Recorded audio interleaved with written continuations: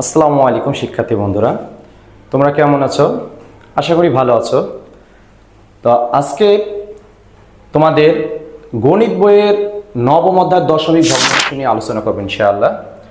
তো দশমিক ভগ্নাংশের থেকে আমরা শিখব দশমিক ভগ্নাংশ কি এবং সাধারণ ভগ্নাংশটা কি, আর দশমিক ভগ্নাংশ যোগ বিয়োগ ছোট বড় এটা নিয়ে আলোচনা করব ইনশাআল্লাহ। তো আমরা অষ্টম অধ্যায়ে তোমরা মনে আছে পড়েছি হলো সাধারণ ভগ্নাংশ, আর এখন পর্ব হচ্ছে দশমিক ভগ্নাংশ। আসলে দশমিক ভগ্নাংশ কি এটা বোঝার জন্য আমি তোমাদের প্রথমে একটা ভগ্নাংশ আমি লিখি, যেমন 3/5। তোমাদের একটা ভগ্নাংশ লিখলাম যে 5-এ 3 অংশ। তো অষ্টম অধ্যায়ে তোমরা পড়েছো উপরে যে সংখ্যাটা থাকে তার নাম হচ্ছে লব, নিচে যে সংখ্যাটা থাকে তার নাম হচ্ছে হর।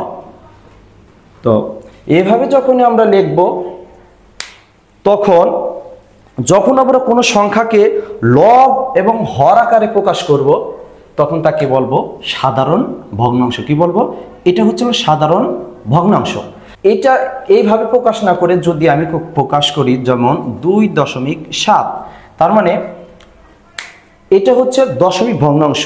যখন আমরা সংখ্যার মাঝে দশমিক দিব মানে এটাকে বলা হয় দশমিক বিন্দু। এটাকে কি বলে? দশমিক বিন্দু। কোনো সংখ্যার মাঝে যদি দশমিক বিন্দু দেই তাহলে এটা হচ্ছিল দশমিক ভগ্নাংশ।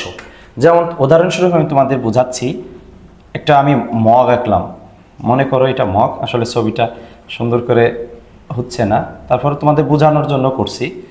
এখানে ধরো একটা মগ আঁকলাম, মগটা আমি 10টা অংশ ভাগ করলাম, 10টা, ঠিক আছে? তো 1 2 3 4 5 6 7 8 9 আর উপরে একটা ধরো 10। এই 10টা অংশ যখন আমি ভাগ করেছি এই পুরা পানি ভর্তি করলাম, আমি পুরা পানি ভর্তি করলাম, ঠিক আছে? তো এই পানি ভর্তি করলে এখানে কিন্তু 10 ভাগের তোমরা লিখবা 10 ভাগের 10 ভাগ, মানে এই চিহ্ন এই ডাকটার নামই হলো ভাগ, আমরা তোমাদের শিখাইছি। তো 10 ভাগের 10 ভাগে কিন্তু পানি দ্বারা ভর্তি করেছি। আর যদি আমি এখানে মাত্র ধরো 2 ভাগ যদি দিয়ে থাকি, 2 ভাগ, তাহলে আমরা কিভাবে লিখতাম যে 10 ভাগের 2 ভাগ, 10 ভাগের 2 ভাগ।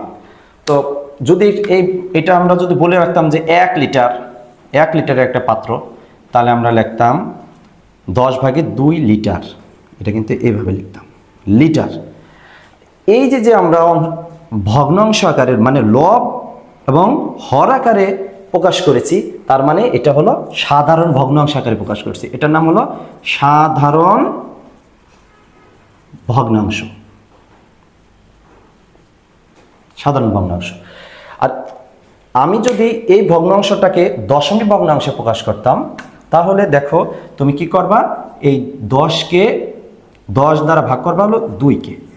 যখন ভাগ করতাম তখন দেখো যে আমি একটু দেখাই, 10 2-এর মধ্যে যায় না, যায় না। তো না গেলে 0 বার যায়, 2 কেটে আনলাম।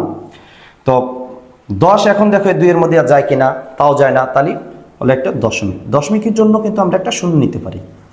তাহলে 10 20-এর মধ্যে কয়বার যায়? 2 বার। 10 দুগুণে 20। তাহলে আমরা কি পাইলাম? 0.2। এই 0.2 যখন এই দেখো এই সংখ্যার মাঝে আমি একটা দশমিক বিন্দু দিয়েছি, তার মানে এইটাই হচ্ছিল তোমার দশমিক ভগ্নাংশ। আর আগে যেটা শিখেছি সেটা হলো সাধারণ ভগ্নাংশ। এখানে যদি আমি এইভাবে একটা বক্স আকারে তোমার দেখাই যে 2/10 মানে 10-এর 2 অংশ, ঠিক আছে? 10-এর 2 অংশ। 0.2 বড় না 10-এর 2 অংশ বড়? আসলে কোনটা সঠিক? দুইটাই সঠিক, মানে এটা সমান চিহ্ন, এটা কিন্তু দুইটাই সঠিক।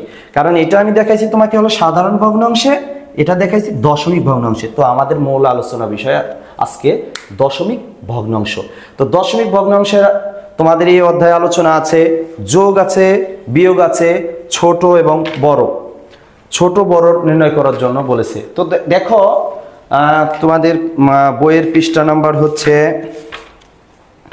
110 9.4 অনুশীলনী 1 এখানে আছে কোনটি বড় সম্পর্ক সূচক প্রতীকের সাহায্যে প্রকাশ করো। তো আমি বোর্ডে অলরেডি উঠাই রাখছি তোমাদের বোঝানোর জন্য।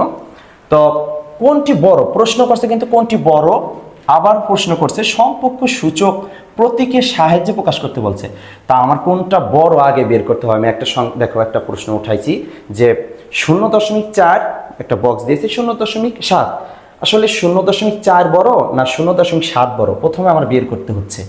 তো একটা জিনিস মনে রাখো যে ধরো আমি তোমাদের এখানে দেখাই যে 0.4, এখন এই 0.4 এর ভিতরে কয়টি 0.1 আছে, এর মধ্যে 0.4 এর মধ্যে কয়টি 0.1 আছে। তুমি একটা জিনিস খেয়াল করবা যে ধরো আমি এই দশমিকটা নাই, আমি এভাবে ধরলাম, ধরার পরে দেখো তো কি দেখায় 0.4, এটা মানে কি 40 না 4? 0.4 যখন আমি লিখবো 0.4 এটাকে কিন্তু 4ই ধরাই 0.4, আর যখনই দশমিক থাকে তখন এটা 0.4 হয়। তো দেখো এটা ধরলে যত 4 হয়, তার মানে আমি এখানে লিখে রেখেছি দেখো 0.4 সংখ্যাটি 4টি 0.1 দ্বারা গঠিত। বুঝতে পারছো?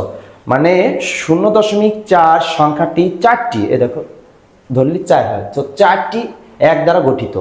আবার 0.7 সংখ্যাটি কয়টি 0.1 দ্বারা গঠিত? 7টি 0.1 দ্বারা গঠিত। তোমাদের বোঝার জন্য আবারও আমি বলতেছি, দেখো যে 0. যদি 1, আবার একটা দিলাম 0.1, আবার একটা দিলাম 0.1, আবার একটা দিলাম 0.1, যোগ করো 1 2 3 4, তো 4.0 দেখো 0.4, মানে এই 0.4 সংখ্যাটি 4টি কিন্তু 0.1 দ্বারা গঠিত। তো এভাবে যদি আমি 0.4 এর চেয়ে 0.7 আমরা বড়, কিভাবে বুঝলাম?